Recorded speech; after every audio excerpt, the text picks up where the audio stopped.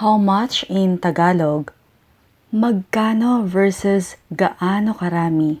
What's the difference? This lesson is requested by one of our subscribers.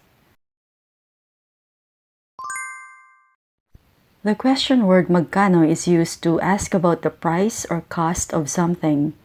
So if you're expecting an amount or monetary value to be the answer, use magkano. Magkano. Our first magkano question is, magkano ito? Magkano to? Meaning, how much is this? Or, how much does this cost?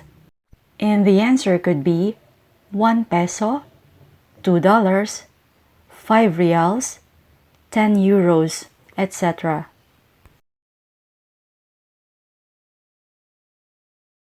Magkano yan? Magkano yan? How much is that? Or how much is it? Magkano ang suha? Magkano ang suha? How much does the pomelo cost?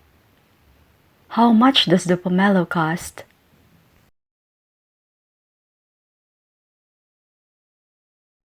Magkano ang mga rosas? Magkano ang mga rosas? How much are the roses? How much are the roses?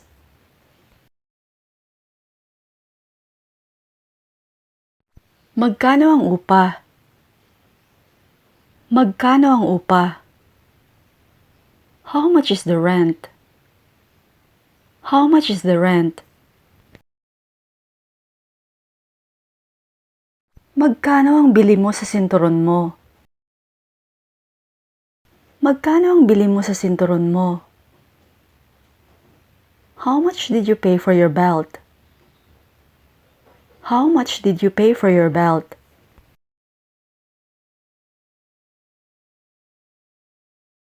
Magkano ang ibinigay mo kay Melvin? Magkano ang ibinigay mo kay Melvin? How much money did you give Melvin? How much money did you give Melvin?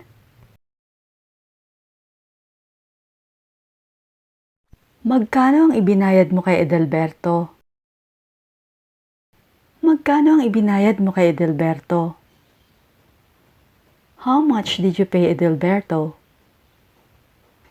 How much did you pay Edelberto? Magkano ang inutang mo sa bangko? Magkano ang inutang mo sa bangko? How much money did you borrow from the bank?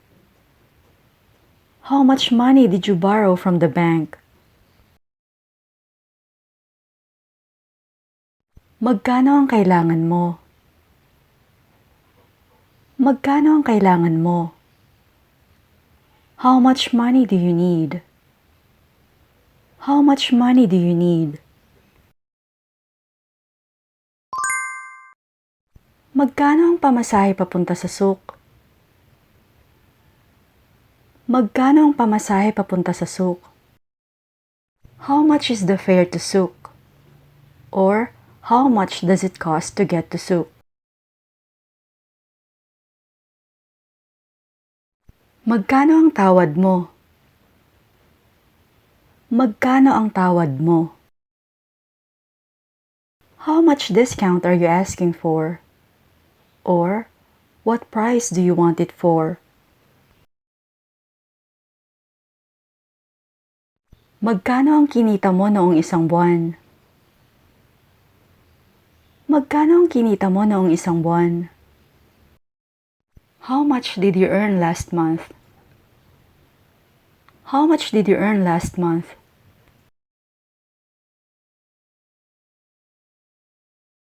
Magkano ang ginastos mong pera?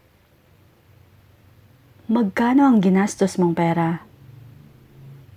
How much money did you spend? How much money did you spend? Since we are using magkano here, we are expecting the answer to be a value or an amount.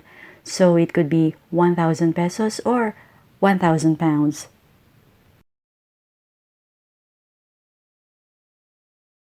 Magkano ang singil mo sa gupit? Magkano ang singil mo sa gupit? How much do you charge for a haircut? How much do you charge for a haircut?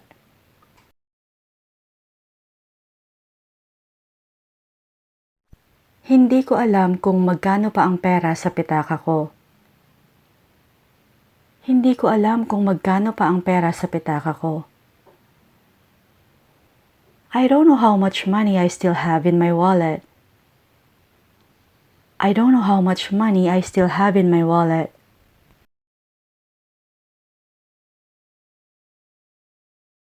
Hindi ko pa alam kung magkano. Hindi ko pa alam kung magkano. I still don't know how much it's for. Or, I still don't know the price.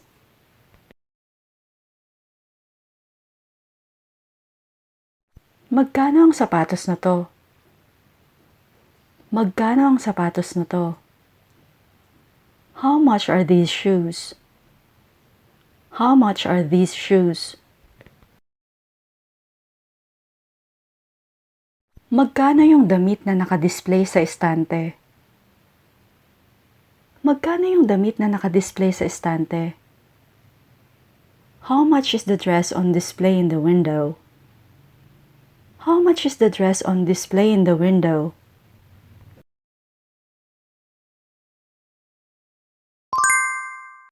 Let's now talk about the other translation of how much in Tagalog, which is gaano karami. Gaano karami. Gaano karami is used to ask about the quantity of uncountable nouns like water, rice, milk, sugar, etc. For example, gaano karami ang gatas na nasa ref? The noun gatas or milk is uncountable, that's why we are using gaano karami. Gaano karami ang gatas na nasa ref? Meaning, how much milk is in the fridge? How much milk is in the fridge? Ref is the colloquial term for refrigerator. Gaano karaming asukal ang ilalagay ko sa kape mo? Gaano karaming asukal ang ilalagay ko sa kape mo? How much sugar would you like in your coffee? How much sugar would you like in your coffee?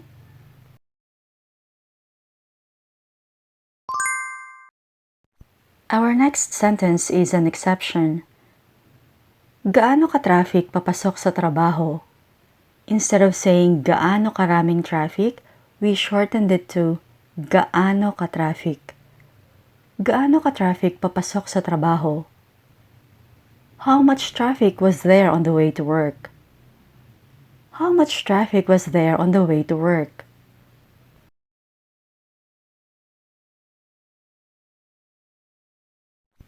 Gaano karaming papel ang kakailanganin ko? Gaano karaming papel ang kakailanganin ko?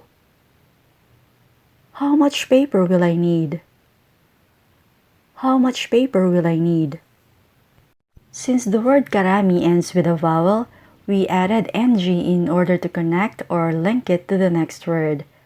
If you want to know more about Tagalog linkers, I placed the link to that lesson in the comment section of this video.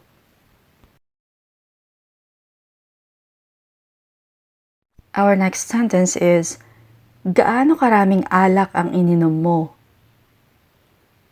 Gaano karaming alak ang ininom mo? How much alcohol did you drink? How much alcohol did you drink?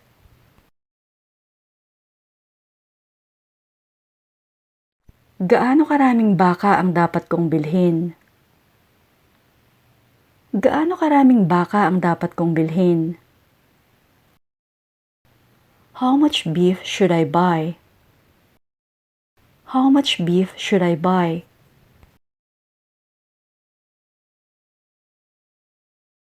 Gaano karami pa ang bigas natin? Gaano karami pa ang bigas natin? How much rice do we have left? How much rice do we have left? Gaano karaming bagahe ang dala mo noong bakasyon? Gaano karaming bagahe ang dala mo noong bakasyon? How much luggage did you take on vacation? How much luggage did you take on vacation?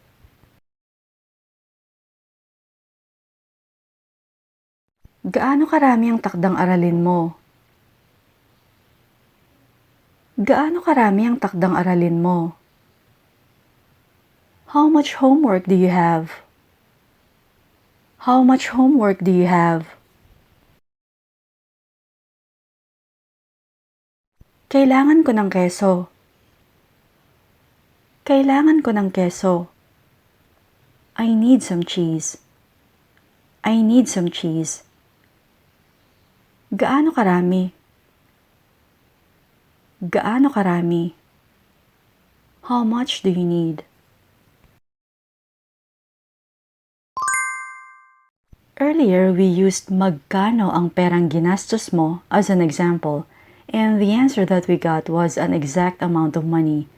This time, we are using gaano karami. Gaano karaming pera ang nagastos mo? Gaano karaming pera ang nagastos mo? And it has the same meaning or translation. How much money did you spend? But the response that you should expect for gaano karami is not an exact amount but rather quantifiers like marami, meaning a lot or many, or the opposite kaunti lang or hindi gaano, meaning not much.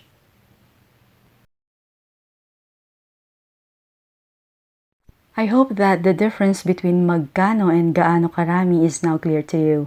Thank you for watching. Please don't forget to like and share this video and consider subscribing if you haven't already done so. Maraming salamat po.